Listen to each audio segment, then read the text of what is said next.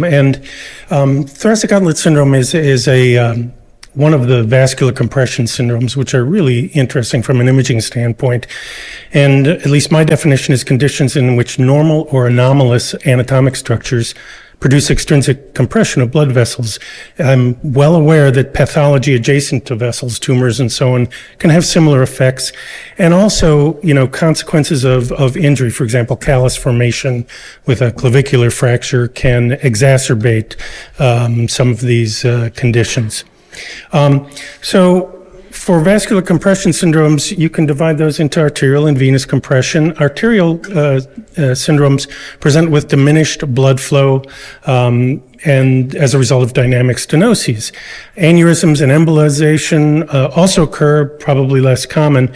Over time, though, because of the turbulence and so on and progressive fibrosis of the arterial wall, there's a response to injury, and you get fixed lesions that are similar to atherosclerotic lesions.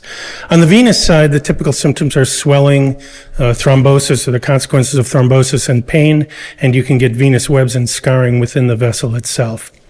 So, the thoracic outlet syndrome is really three syndromes. It's a neural syndrome, which I'm not going to talk about. It's not my area of expertise. And a lot of that has to do with MR imaging.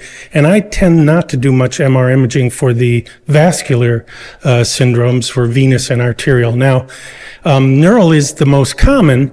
Estimated that the ratio of of neural to venous is at least 80 to 20. Some estimates are as high as 90 to 95%. One of the problems here is that the demographics are sort of hard to fix. The arterial is the least common, 1%, but the exact incidence and prevalence has been difficult to determine, and they can be combined, although they tend to focus on one particular area. And the diagnosis is based on a very careful, thoughtful clinical history and physical exam. Physician judgment plays a big role, supplemented by imaging and other ancillary tests. And while medical treatment may be successful and is often used first, surgical treatment, particularly decompressive treatments, are often successful, and they can be used when conservative therapy fails or when vascular compromise is present. I would note that the Society for Vascular Surgery has actually published some reporting standards. If you're doing a lot of this, that might be something to take a look at. Not so more clinically oriented than imaging oriented, although they have some imaging criteria as well. So in the thoracic outlet, the subclavian and axillary arteries and veins in the brachial plexus are subject to musculoskeletal compression in the thoracic outlet. And that compression in pathology is aggravated by provocative positioning.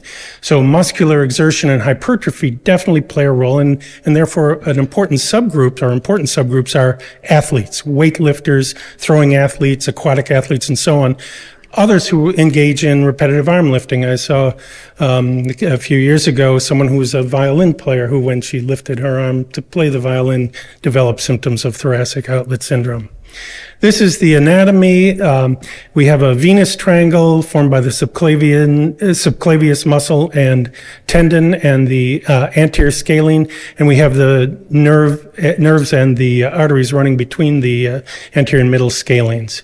So, this injury to the vessels can be acute, or oftentimes they're related to repetitive movements and chronic. And again, the compression and pathology are aggravated by provocative positioning. There's a number of sites of compression, the interscalene triangle and the costoclavicular space, which are very near to one another. I'm not going to talk much about syndromes near the humeral head, although those certainly exist as well, particularly in throwing athletes. And I would note that anatomic variations in this area are quite common, but the criteria for recognition of these variations, except for things like cervical ribs or elongated transverse processes, are not always particularly well established. So things like where the subclavius muscle inserts and that sort of thing can be a little bit difficult to describe. Thoracic inlet, I like calling the venous side the thoracic inlet syndrome. I'm not sure anybody else does, but I like it because veins are going in. And typically this affects young active individuals who engage in repetitive overhead movements. And 75% of patients with acute thrombosis give such a history within 24 hours. Men are affected more often than women, and of course the symptoms are those of venous compression. It is important to recognize that incomplete treatment and delayed treatment can significantly compromise the future activity due to chronic edema and discomfort. Symptomatic venous compression, there is a word when you don't have venous thrombosis, it's called McCleary syndrome. With venous thrombosis, it's the classic Paget-Schroeder syndrome, once termed effort thrombosis, but of course we realize that this is related to thoracic inlet compression, not just the effort itself. And then you get, fibrotic stenoses, developing venous stasis, and eventual thrombosis. And it's pretty true that the development of collaterals often forestalls these acute symptoms. I'm going to skip through this just in terms of time, but, again, these anatomic variations are very common. Remember that a venogram is essentially no more invasive than a CT, and it allows more flexibility in positioning and potentially offers a route for therapy, which is very important in the setting of thrombosis. In venography in the neutral position, it can be normal, it can show fixed venous stenoses or thrombosis with collaterals. With provocative positioning, arm hyperabduction and extension, you get stenoses in typical locations. But part of the problem here is that in normals, narrowing is common. I found one article that said 17%. I don't know exactly what the percentage is, but, if we take this room, about a fifth of you are going to have significant venous compression if you lift your arm.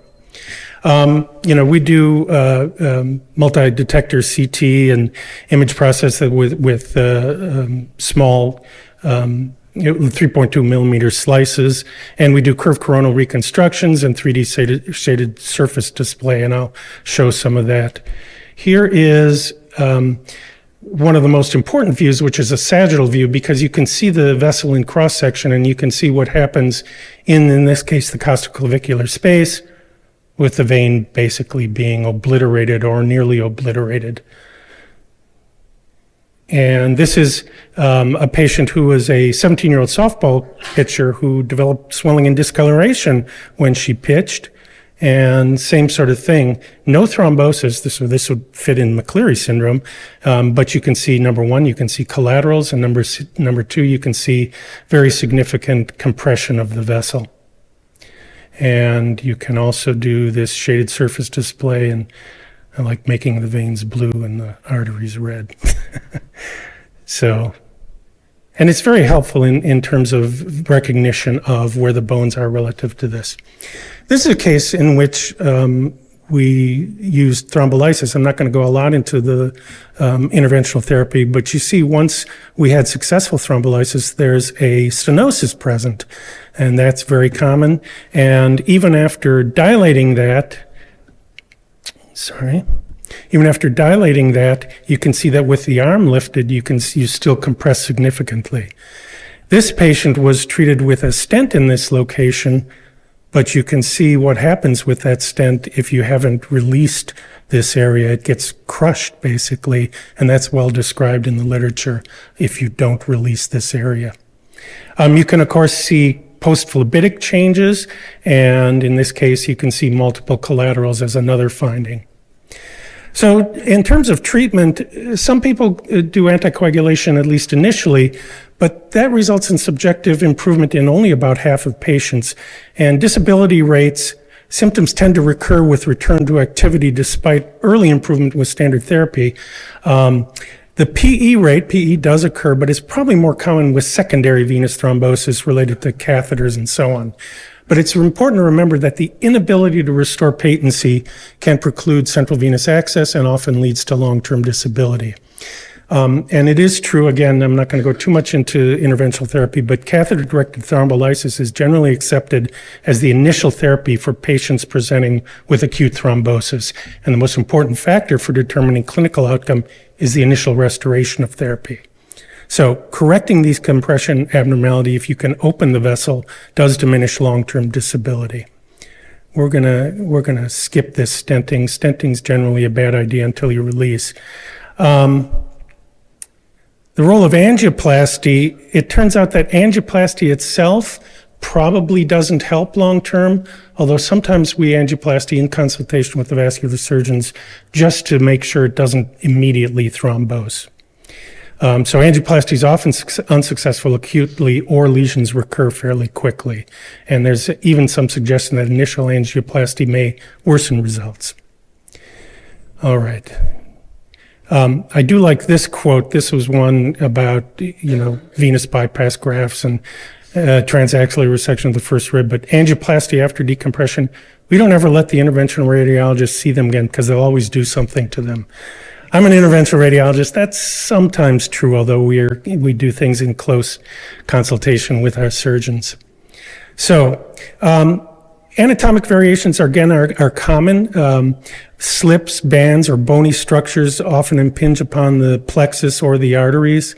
There's numerous variations in the anatomy of the scalene musculature in the thoracic outlet fascia, and one of the common ones is variations of C7 from an elongated, anteriorly directed transverse process, which can often have tethering on the first rib, to a true cervical rib, which all distort the path of the brachial plexus and often the subclavian artery.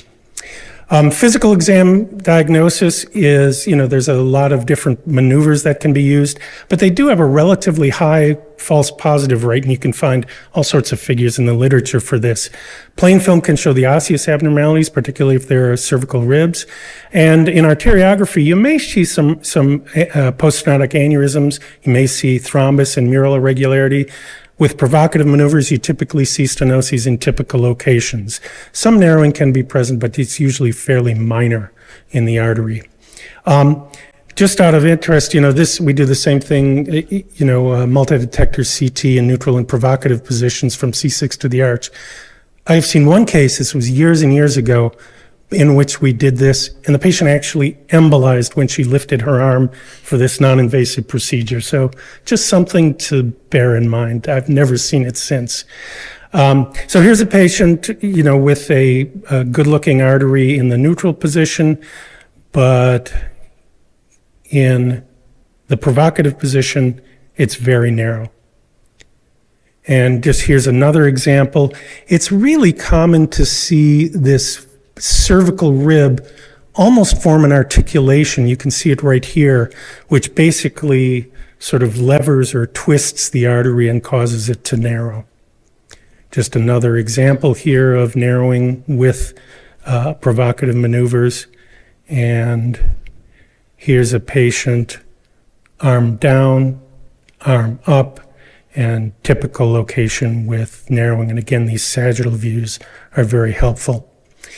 Treatment for the arterial side is to limit the offending activities, but really most of the time you need to do surgical decompression. PTLA and stenting don't tend to work very well, but you can use thrombolytic therapy for emboli or aneurysms. So, in summary, you need to have a high index of suspicion based on careful and detailed H&P combined with appropriate imaging. Interventional therapy, particularly in the venous side, is very useful. In general, there's a poor response to what we would consider classic methods of treating vascular stenoses, i.e. PTA and stenting, and who knows whether